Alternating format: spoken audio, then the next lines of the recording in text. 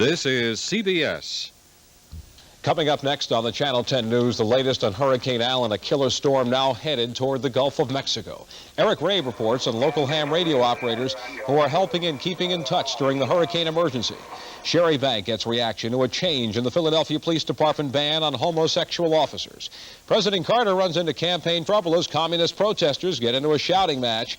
And there is no joy at the vet. The Phillies have been wiped out, and I mean wiped out. Jim Kelly with the grim details next on the Channel 10 News. Introducing a family place to play and learn. Sesame Place. Hey, come and play. All the kids will say they've had a lovely stay at Sesame Place. They'll learn something new. Play the whole time through. There's so much to see and do at Sesame Place. Thanks, Dad. Sesame Place, the place to play and learn. You here again? Meet Ford's small car mileage leaders, Fiesta and Pinto, two great ways to get around the high cost of getting around. Besides terrific mileage, Pinto is pretty terrific to drive with over 40 standard features. Hey, you missed a spot. And with Ford's front-wheel drive Fiesta, you get excellent mileage, and you can have fun doing it. Pinto and Fiesta, Ford's small car mileage leaders. Looking good. My Fiesta or me? There's mileage news at Ford. A day in the life of four of America's premium jeans. One brand is K-Mart Challenger jeans. All four are pre-washed, reinforced where they have to be, including K-Mart's Challenger, blended of tough Celanese Fortrel polyester and soft cotton. All four are wash and wear, with great fit and natural fade, including K-Mart's Challenger. All four fight wrinkles, but the K-Mart Challenger has one feature the others don't. A feature that makes it a winner. It's K-Mart priced. WCAU TV, Philadelphia. The devastation is widespread. Houses ripped apart. Many people killed as Hurricane Allen moves through the Caribbean tonight.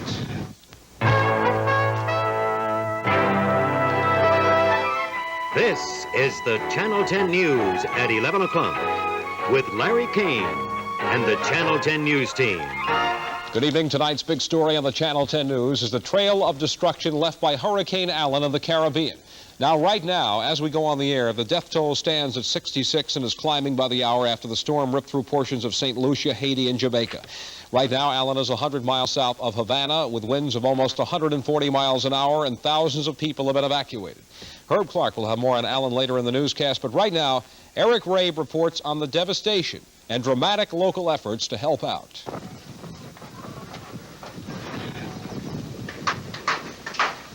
These are the first pictures of the devastation where Hurricane Allen has passed. Here on St. Lucia, 8 people were killed, and one report says every home on the island was damaged. Allen's 170-mile-an-hour winds wrecked the northeastern coast of Jamaica, and the southern coast of Haiti was badly damaged. At least 60 people have been killed. K4RHL from N3EA. This is the amateur radio station of Joe Hertzberg in Bryn Mawr. For the last several hours, Joe's been sitting here at this console listening to reports of the damage from Hurricane Allen. As we listened, a radio operator in Haiti relayed the first reports of damage from the Cayman Islands. The 3 resort islands were directly in the hurricane's path.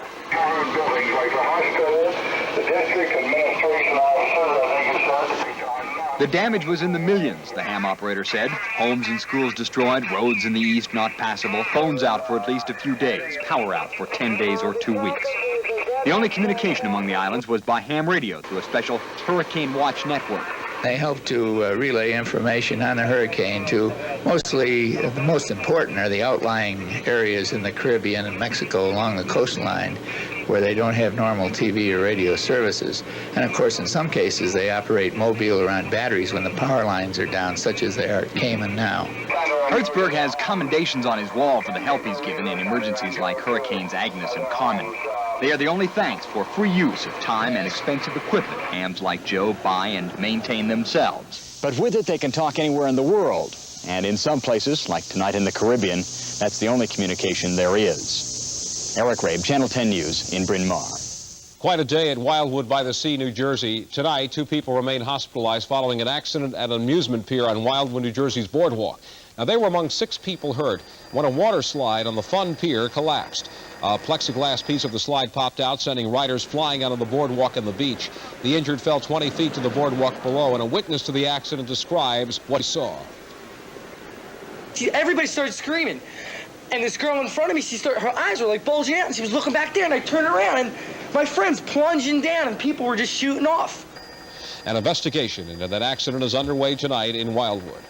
Hundreds of additional military police are now patrolling the Fort Indiantown Gap Refugee Center following yesterday's disturbances in which 85 people were hurt.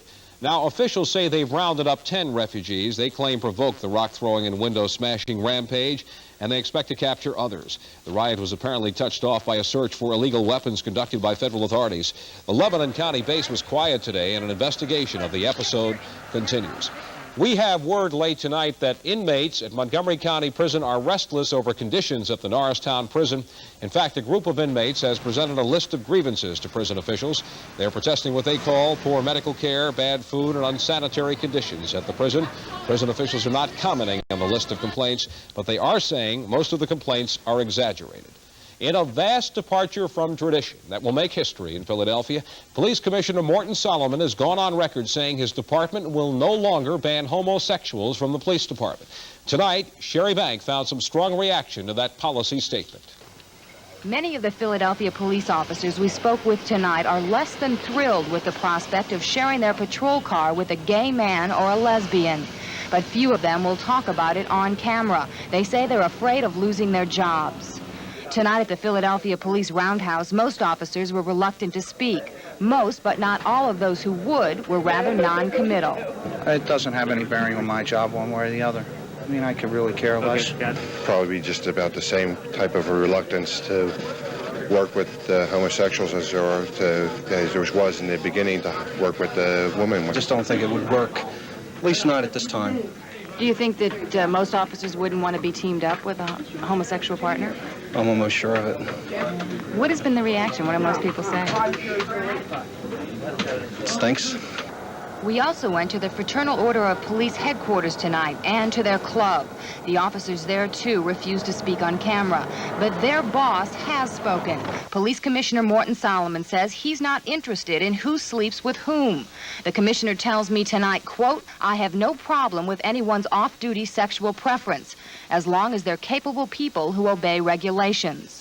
But former police commissioner Joseph O'Neill tells me tonight he's definitely opposed to such a policy. O'Neill says homosexuality is, quote, deviant sexual behavior, and it's against the law. As for his former boss, Mayor Frank Rizzo, he's been unavailable for comment on that subject tonight. But Reverend Frank Crouch considers the new policy a victory. The Reverend's pastor of a church that reaches out primarily to the gay community. And while he's happy, he does foresee some problems. I believe that there will be people on the force who do not understand gay people. I believe it will be a training process that will not necessarily be long, but will be necessary for those people to understand that gays can be trusted, as active and as helpful as other police. Avowed homosexuals will not be hired on the Philadelphia police force until all the officers laid off on March 1st are rehired. But that could be by the end of this year, because Commissioner Solomon told me tonight he will recall 80 more police officers to the force in less than 2 weeks. Larry? Okay, Sherry, next on our Wednesday night report, a brush with death for a country music star. Sex education passes another hurdle in New Jersey, and more trouble on the campaign trail, this time for the president. Next. How would you like to win a free 1980 Chevy Citation? Wow. Free food for a year? How? Come celebrate Pathmark's 12th anniversary. We're giving away 12 free 1980 Chevy Citations from Potemkin. Free food for a year for 12 lucky families and 1,200 $12 free food certificates. Enter as often as you'd like at any Pathmark store, 24 hours a day. It's Pathmark's 12th anniversary sweepstakes with free cars and free food. You feel better in the clothes you trust to Woolite. Woolite washing keeps a look and feel you love. Trust Woolite in cold water to safely clean fine washables. Woolite keeps the fit, the color, the feel you love. Everything's soft, fresh. And when clothes look this nice, you feel beautiful in them. Woolite safety keeps a look and feel you love. Trust Woolite. Franco Bolla for the Bolla family. Sono Franco Bolla, poiché ogni vino è come un membro. This is what he's saying about a Bolla wine you've never tasted. Bolla Trebbiano is the first wine our family's added in 40 years.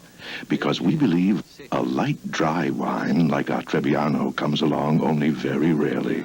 And we all agree Trebbiano has the superb taste it must have to be a Bolla. So, Bolla Trebbiano, welcome to the family. Some car enthusiasts think of the Mazda RX-7S as an economical, sporty import. But according to the fuel economy sticker the government requires on every new car sold in America, this Pontiac Firebird with V6 and automatic transmission offers better estimated gas mileage. And according to this sticker, the V6 Pontiac Firebird is priced $1,791 less. Just goes to prove, even car enthusiasts can learn something from Pontiac. This will be a night that country singer Charlie Pride will remember for a long time. A very close call for him. A plane carrying Pride and his band collided with another small plane west of Fort Worth, Texas. 2 people were killed on the other plane, which crashed, but Pride's plane landed safely and there were no injuries. It's still not known why the 2 planes collided. The state of New Jersey tonight has a revised sex education program. The Board of Education today okayed the program after a stormy hearing. The sex education will not begin until September 1983, and the plan passed today was modified from the original idea. It was changed enough to please some groups who were against it before today. With parental involvement, this is the key that we feel will do the job. And the classes will begin in the elementary schools at the grade level the districts determine and go through high school. Teachers will be prepared by in-service training, and doctors, clergy, and community representatives will help develop the sex education program. It appears tonight that political history will be made at the Democratic National Convention in New York next week. Senator Edward Kennedy says tonight he'll address the delegates during the debate over an open convention on Monday night.